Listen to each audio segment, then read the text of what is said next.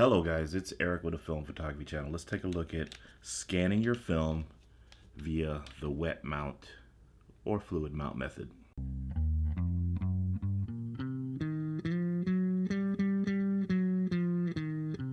Okay, so what I have here, this is a glass plate. It's actually made by Epson for their V7 and 800 series scanners, right? So just to give you a quick overview, wet mount scanning, or also referred to as fluid mount scanning, is a method by which you scan your film on a flatbed scanner, fusing your film to this glass plate or a glass plate with fluid. Okay, now this one's already been scanned and it's actually been sitting around for a while, so it's got a bunch of air pockets in it now.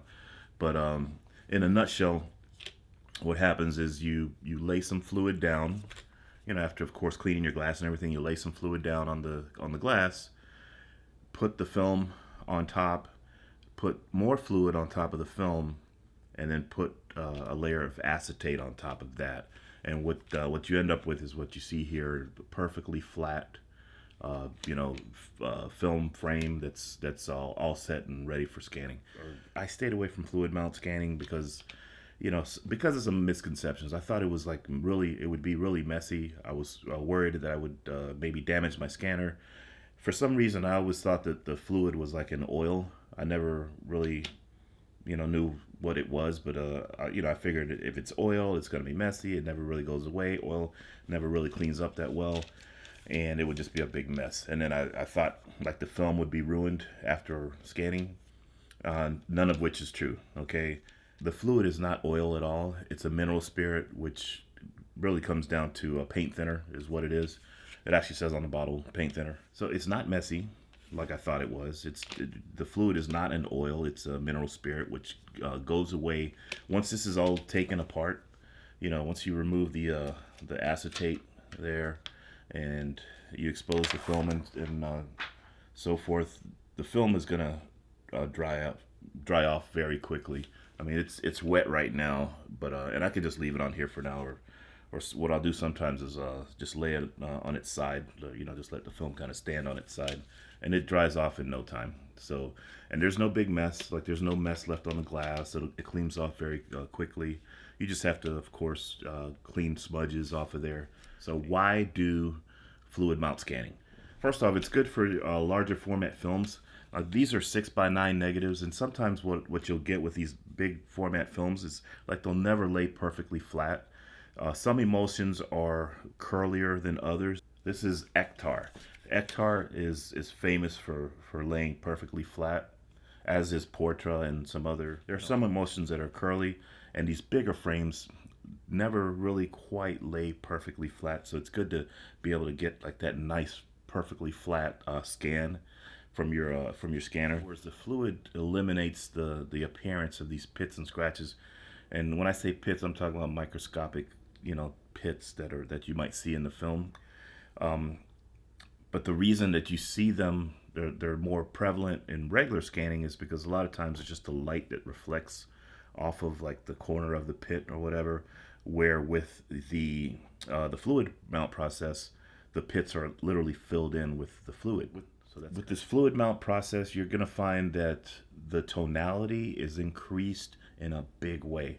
You see more tones, more colors, better, finer gradations, like from the how the colors are moved from light to dark and that kind of stuff. The colors just come out really, really pretty with this process here.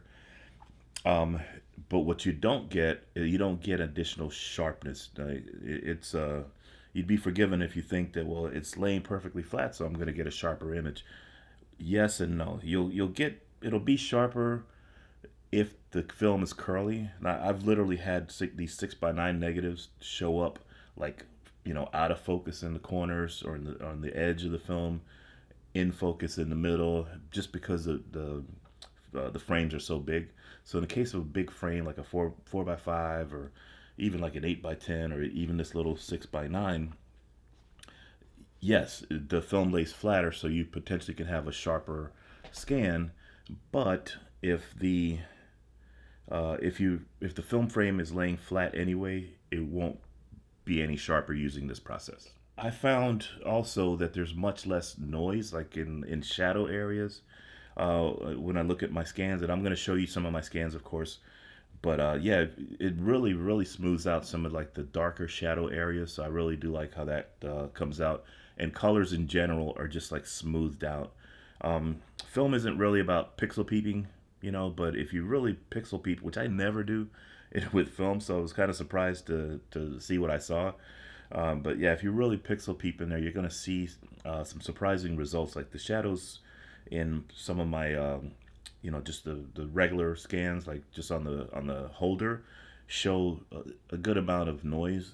But when using this process, it just about eliminates the noise, and even brings up more detail in some areas. This process here can also breathe life into your less expensive scanner.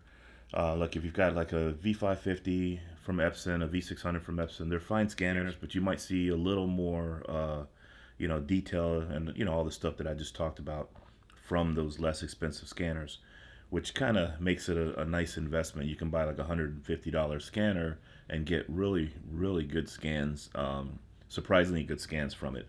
There's companies out there that sell the kits that have all the items that you need already to conduct the fluid mount scanning, but I refuse to pay $250, $350 for to be able to do this, and it just didn't make sense to me that it costs that much, which is another reason that I've put this off for so long, because I just didn't see me spending $200 or $300 to have this capability. It just didn't make sense to me.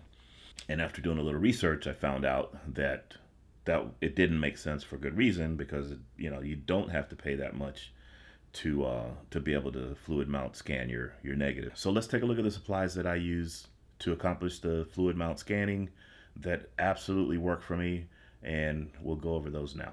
Guys, so what we have here is literally everything you need to wet mount your film.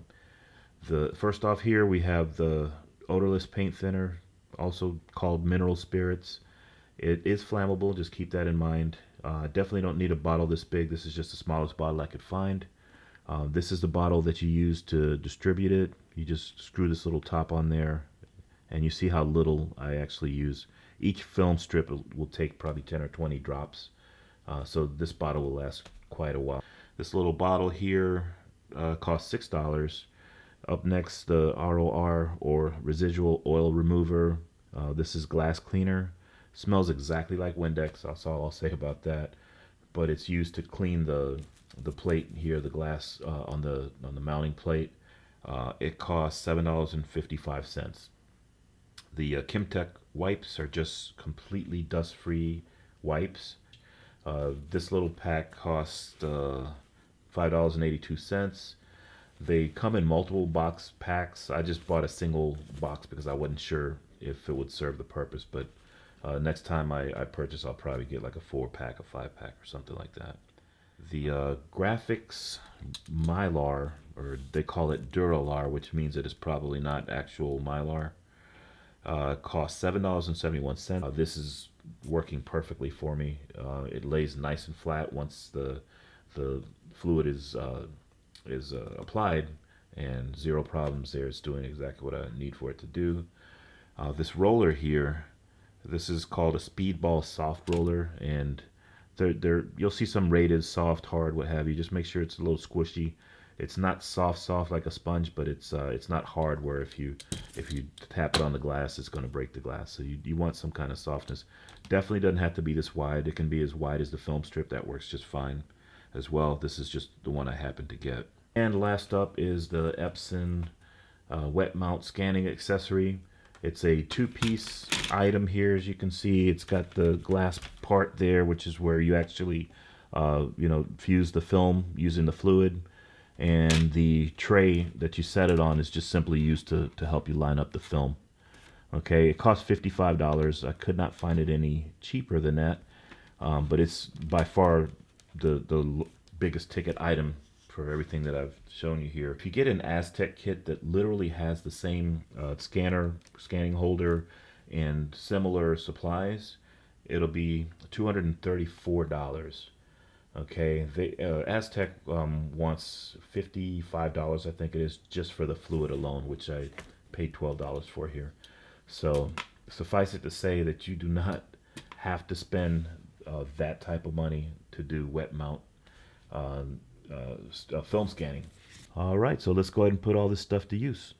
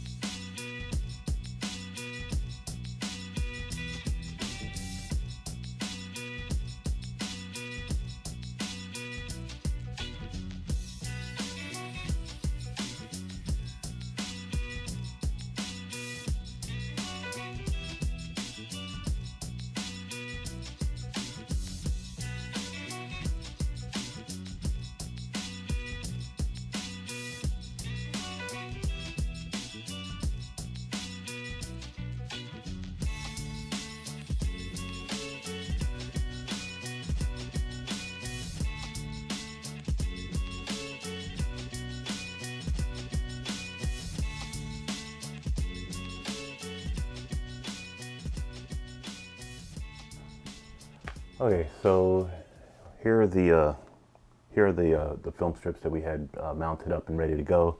This is the Epson V850, and this particular mounting plate is good for the V700, V750, V800, and V850. So any of those scanners, these instructions would apply. So we just power it up, get everything mounted in there, and like I said earlier, you just use these two handles here to get everything going, and be really sure that these handles here are folded down, because as you could imagine, if you leave them up and then lower your glass, your top glass here would probably be severely damaged. Okay, so basically that's what it'll look like when it's mounted in the scanner. So you simply just close it, and then you do your pre-scan and you go to your software. Okay guys, so let's take a look at some comparison scans here. I've got the dedicated 35mm film scanner on the left, and the Epson with the fluid mounted negatives on the right. And let's do a little pixel peeping and just kind of look around a little bit. Well, the wet scan really is showing up a little sharper, which is kind of unusual. Usually the dedicated scanner is notably sharper, but in this case, you can see in the doors and the windows there that the wet mount seems to be getting it done a lot better. Also, you see the noise that kind of shows up there in the walls of the building there, and how much smoother it is on the right side with the fluid mount scan. That's really surprising. It really does give your flatbed scanner a new life. The dedicated scanner's no slouch. It is definitely sharp, and it's at least as sharp, I guess you could say. Sharpness is not everything, but look at the tonality and how much smoother the colors are, and how you can actually see the light bulb in the middle of that dome lamp there. And look at all the noise that you see in the shadows here. So the fluid mount scanning method not only gives you a nice sharp image, but it also really smooths out the tones. It really does. I mean, you can see so much more detail using the fluid mount, and the colors are just beautiful. I mean, they're nice, and they're saturated. They're just really pretty. Look here on these stairs, how there's detail that's actually just completely missing from the dedicated scanner that actually do show up on the on the wet scan. I will have the photos from this video will be up on my Flickr account if you want to take a look at them. So you can see right away on these medium format shots, they're shot with a Rolleiflex. There's just more colors here, like in the sky especially, from the wet mount method versus the dry. It's just not even, some of the tones aren't even showing up. I mean, in these photos, they're both untouched. They're straight out of the scanner. And in this case, they're actually out of the same scanner. So it's kind of interesting to see that the same scanner will actually give you more colors when you wet mount the film, and more colors and more tones and nice sharp image. And I think they're both about the same in terms of sharpness. I don't think there's a big difference there, but there's definitely a difference in terms of the tonality. So if you look up in the sky here in this particular photo, there's so much more clouds and detail that you see. Let's take a look here. These windows, just really zooming in. Look how much smoother the window is, and like the reflections and all that show up so much nicer. Same thing here. I mean, these windows look, on the left, they look like they're actually painted, painted over or something, when in fact they're not. I mean, you can have like a completely different color on the left. I'm not even sure what that's about. This little patch, I think it's here. Or actually, if we move up here a little bit, you see details here in the cobblestone, and even up here. And the cobblestone was pink. It's not like white like it shows up here. And then again, you see the seams in between the individual stones on the wet mount side. All right, a lot of noise here that just turns out to be pink or whatever, like pink and purple. If you look up in the shadows here, same thing, just tons of noise, and it tends to go pink and purple and orange or whatever. Now the tree, you can see, is much sharper on the dedicated scanner, but then when you zoom out and just look at it at a normal resolution, you actually see more detail on the wet scan. That's why I say it's kind of pointless to pixel peep with film, because film isn't made from pixels. It's made from grain, from film grain, and that grain just depicts life in a different way. So it's kind of weird to pixel peep film, but I'm just kind of trying to do a comparison here. You can see how nice and sharp that prime film is. It really is a nice sharp scanner, but that Epson just brings home some beautiful colors and tones, and the gradation on the Epson is just really nice. So, and I see it even more so with the wet scan method. So, pretty good stuff. Okay, guys. So thanks for stopping by. This is Eric with the Film Photography Channel. Hope you got something out of this video. If you enjoy my videos, please give me a like, subscribe if you haven't subscribed already, and click on the little bell icon so you'll know when I upload a new video. And thanks for stopping by.